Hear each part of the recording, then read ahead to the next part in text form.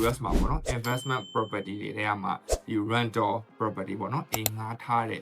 အကြောင်းကို2023ခုနှစ်ကကျေရတဲ့ဒီမိုင်းမျိုးလေးကကျွန်တော်ဝယ်ယူခဲ့တဲ့ကျွန်တော်ပထမဦးဆုံးအိမ်ငှားထားတဲ့ experience နဲ့တွဲပြီးတော့ပေါ့နော်ဘာတွေကျွန်တော်လေ့လာသင်ယူခဲ့တယ်ကိုကျွန်တော် share လုပ်သွားပေးပါမယ်ကဲအားလုံးပဲမင်္ဂလာပါကျွန်တော်ရဲ့ Swan Real Estate and Consulting page ကနေပြီးတော့အားလုံးကိုပြန်လဲကြိုဆိုလိုက်ပါတယ်ကျွန်တော်ဒီနေ့အဓိကထားပြီးတော့ပြောသွားပေးချင်တဲ့အကြောင်းလေးကတော့ကျွန်တော် US မှာပေါ့နော် investment property တွေထဲမှာဒီ rental property ပေါ့နော်အိမ်ငှားထားတဲ့အကြောင်းကိုကျွန်တော်အဓိကထားပြီးတော့ပြောပြပေးချင်ပါတယ်ကျွန်တော်ဝယ်ယူခဲ့တယ်ပေါ့နော်2023ခုနှစ်ကကျွန်တော်ဝယ်ယူခဲ့တဲ့ Domain อ่ะပေါ့နော် Domain Sierra မြို့ Sierra ရဲ့ Domain မြို့လေးကကျွန်တော်ဝယ်ယူခဲ့တဲ့ကျွန်တော်အိမ်ပထမဦးဆုံးအိမ်ငှားထားတဲ့ experience နဲ့တွဲပြီးတော့ပေါ့နော်ဘာတွေကျွန်တော်လေ့လာသင်ယူခဲ့တယ်ကိုကျွန်တော် share လုပ်သွားပေးပါမယ်အဲ့တော့ကြည့်အောင်ကျွန်တော်အကြမ်းမြင်ကျွန်တော် US မှာအိမ်ငှားထားမယ်ဆိုရင်လွယ်လွယ်ကူကူကျွန်တော်နှစ်မျိုးခွဲလို့ရတယ်ပေါ့နော်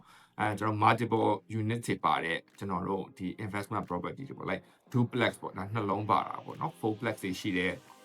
apartment အကြီးတွေပေါ့နော်အခန်းတွေ20 30ပါတဲ့ဟာတွေကိုဒါကတော့ကျွန်တော် capital တွေအများကြီးလို့လည်း percent တွေအများကြီးဆိုင်ရမယ်ကျွန်တော် professional ကျွန်တော် property management တွေငှားရမယ် bookkeeping တွေငှားရမယ်ပေါ့နော်သူကနည်းနည်းလေးအလုပ်ပိုရှုပ်တယ်အဲ့တော့ကျွန်တော်ဒီဟာကိုနောက်ကြုံတဲ့အခွင့်အရေးတစ်ခုရလာရင်ကျွန်တော်ရှင်းပြသွားပါမယ်ဒီနေ့ကတော့ကျွန်တော် single family renter ပေါ့နော်ဒါအိမ်တစ်လုံးကိုပဲဝယ်ပြီးတော့ငှားထားရလေးကိုကျွန်တော်ဒီနေ့အဓိကထားပြီးတော့ပြပြသွားပါမယ်ဘာလို့လဲဆိုတော့ तू ကစပြီးတော့လောက်ကရလွယ်တယ်ပေါ့နော်ရိုးရိုးရှင်းရှင်းပဲကိုပထမနေဖို့အိမ်ဝယ်မယ်ပြီးဒုတိယတစ်လုံးကိုအိမ်ငှားရင်းနှီးမြှုပ်နှံမှုအတွက်စောက်ပဲလွယ်လွယ်ကူကူလူတိုင်းလည်းအကုန်လုံးအကိုတွေမတွေအကုန်လုံးစပြီးတော့ပေါ့နော်ကိုပထမနေဖို့အိမ်ဝယ်ပြီးရင်စပြီးတော့ try လို့ရတဲ့ဟာလေးဆိုတော့အဲ့ဒါကိုအဓိကထားပြီးတော့ပြပြသေးပါမယ်အဲ့တော့ single family unit ပေါ့နော်ကျွန်တော်တို့အဲ့မှာအိမ်ငှားထားမယ်ဆိုရင်အဲ့မှာလည်းနှစ်မျိုးထပ်ပြီးတော့ခွဲလို့ရကိုကအိမ်လုံးကိုနော်မိသားစုတစုတည်းကို like whole unit အနေနဲ့ကိုကငှားမလားဒါမှမဟုတ်ကိုကအိမ်ထဲမှာရှိတဲ့အခန်းတွေကိုတစ်ခန်းချင်းစီပေါ့နော်ထန်းနဲ့တစ်ယောက်ချင်းစီကိုကိုကရှာပြီးငှားမလားအဲ့တော့နှစ်ခုလုံးကတော့ကိုအားတာချက်တွေကိုအားနေချက်တွေရှိတယ်ဒါကတော့အကြမ်းမြင်ကျွန်တော်ဒီ rental property လေးကိုကျွန်တော်အကြမ်းမြင့်ပေါ့နော်အပေါ်ရန်လေးကျွန်တော်ရှင်းပြသွားတာအဲ့တော့ကျွန်တော်အနေနဲ့ပေါ့နော်ကျွန်တော် real estate agent တယောက်အနေနဲ့ကျွန်တော်ဒီမှာ9နှစ်ကျော် experience နဲ့ကျွန်တော် rental property ဝယ်တော့မယ်ဆိုလို့ရှိရင်ကျွန်တော်ကတော့ဒီအချက်လေး3ချက်ကိုပေါ့နော်အဓိကထားပြီးကြည့်ပါတယ်အဲ့တော့မိတ်ဆွေတို့လည်းဒါထောက်ကူဖြစ်မယ်လို့ထင်ပါတယ်ကဲအဲ့တော့အဲ့အချက်3ချက်ကိုကျွန်တော်တို့ကြည့်လိုက်ရအောင်အဲ့တော့နံပါတ်1ကတော့ location ပေါ့နော် location အရင်ရေးကြည့်ပါတယ်ဘာလို့အိမ်ကဝယ်ပြီးမှ location ပြောင်းလို့မရတော့ဘူးနော်ကိုကဒီမှာအိမ်အလုံးလိုက်ကြည့် location ဆိုတာပြောင်းဖို့ခက်တယ်အဲ့တော့ပြောင်းလို့မရတာပါခက်တယ်တော့မဟုတ်အဲ့တော့ location ကအရင်ရေးကြည့်ပါတယ်ကိုဝယ်မဲ့အိမ်ရဲ့ဒီမှာကိုက public transportation တွေကောင်းလားလူပိုသူကြိုက်ပုံများတယ်ပေါ့နော်နောက် accessibility ပေါ့ကျွန်တော်တို့ grocery တွေများလားဘေးနားမှာလေစိတ်တွေပိုင်းနဲ့ညီလားကိုအိမ်ကပေါ့နော်ပြီးတော့ဘေးနားမှာတခြား entertainment ပေါ့နော်စားသောက်ဆိုင်တွေများလား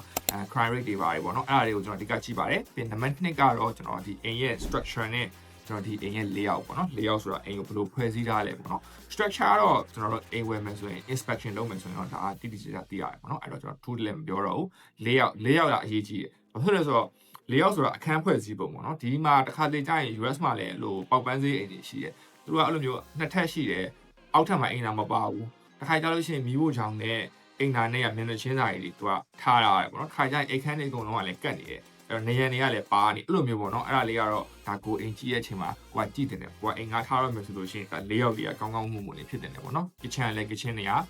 ကျွန်တော်တို့ဒ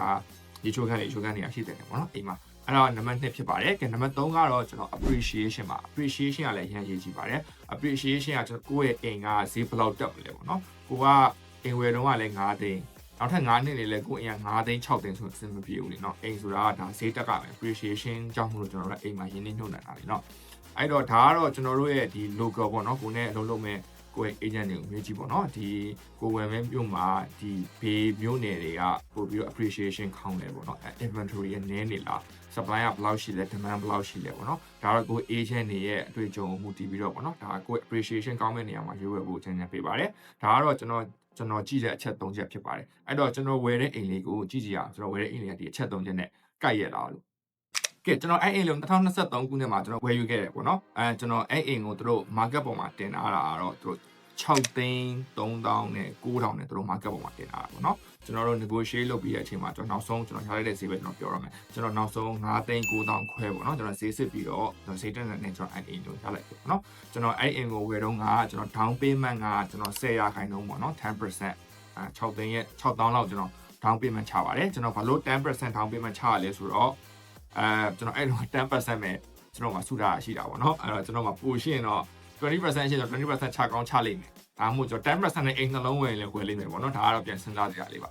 အဲ့တော့ကျွန်တော်10% down payment ချတယ်ကျွန်တော်အဲ့အိမ်လေးကိုကျွန်တော်ဝယ်ယူခဲ့ပါတယ်ဝယ်ယူခဲ့တော့ကျွန်တော်ရဲ့အိမ်ရဲ့ monthly mortgage payment ကဘယ်လောက်ရှိလဲဆိုတော့3980ပေါ့နော်ဟိုဆိုတော့3980ကျွန်တော်ပေးရပါတယ်တစ်လားပေါ့နော်ဒါ mortgage ban ကိုတွင်းရတဲ့ပတ်စံပေါ့အဲ့တော့အဲ့အချိန်မှာကျွန်တော်စဉ်းစားရတယ်ကျွန်တော်ဒီအိမ်ကိုအလုံးလိုက်ပေါ့နော်တစ်လုံးလိုက်ကျွန်တော် family တစ်ခုကိုငှားမယ်ဆိုရင်ပေါက်ဈေးက3000ဝန်းကျင်ပဲရှိပါတယ်နော်အဲ့တော့ကိုပေးရမှာ4000ကျွန်တော်ပြန်ရမှာ3000ဆိုတော့1000ဆုံးပါတယ်နော်ဒီလောက်အဲ့တော့အရင်အဆင်ပြေမလို့အဲ့တော့ကျွန်တော်မှာတခြား option ကျွန်တော် room share option လေးကိုကျွန်တော်ရွေးချယ်ခဲ့ရတယ်room share ကျွန်တော်အခန်း6ခန်းတော့ပါတယ်ကျွန်တော်ကျောင်းဘေးနားမှာလည်းเนาะကျောင်းကြီးရှိတော့ကျွန်တော်ကျောင်းသားလေးတွေကိုကျွန်တော်room share လုပ်လို့ရမယ်ဆိုတော့ကျွန်တော် plan လေးနဲ့ကျွန်တော်ရှာခဲ့ဒီပေါ့ room share option လေးကိုကျွန်တော်ရွေးချယ်ခဲ့တယ်အဲ့တော့အင်ဝေးပြီးတိတ်မကြခင်မှာပဲကျွန်တော် room လေးအကုန်လုံးပြည့်သွားတယ်ပေါ့နော်2လ3လဟောက်ပါပဲကျွန်တော်ကျောင်းသားတွေကျွန်တော်ရရှိလိုက်တယ်ပေါ့နော်အဲ့မှာကျွန်တော်ရဲ့ကြည့်ကြည့်အောင်ကျွန်တော်တို့စီက rental income ဘယ်လောက်ရတယ်ပေါ့နော်ကျွန်တော်တစ်ခန်းကို950 800ရှိပါတယ်ရေဖို့မိဖို့ internet ဖို့အကုန်လုံးတော့အပြီးစီ landlord ဘက်ကကောက်ပါပေးရတယ်ပေါ့နော်အဲ့တော့ကျွန်တော်950 800ယူပါတယ်တချို့တငယ်ချင်း2ယောက်တွေပိုင်းနေတော့ကျွန်တော်နည်းနည်းလေးပို့ယူတာပေါ့နော်တစ်ခန်းထဲမှာ2ယောက်နေရင်တော့နည်းနည်းလေးပို့ယူတယ်အဲ့တော့ကျွန်တော်တိုးတို့စီက9000ဆွန်းလေးပေါ့နော်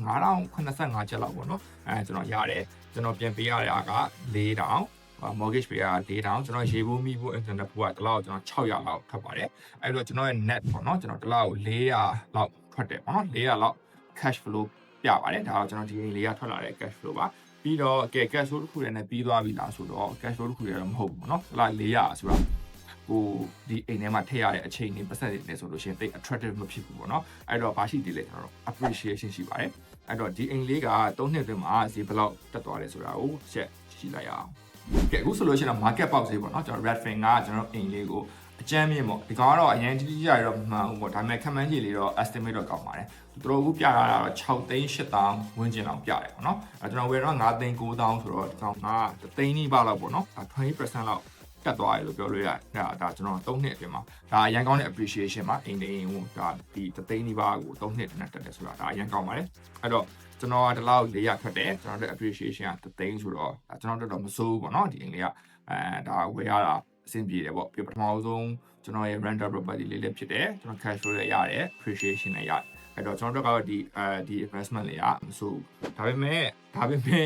အကုန်လုံးကောင်းနေလားဆိုတော့အကုန်လုံးမကောင်းနေဘူးဒီ room share တွေမှာပါလာတယ်ပေါ့နော်အားနည်းချက်လေးတွေကိုယ့်ဘက်ကပြင်ဆင်ရမှာလေးတွေကိုကျွန်တော်ပြောပြသွားပါမယ်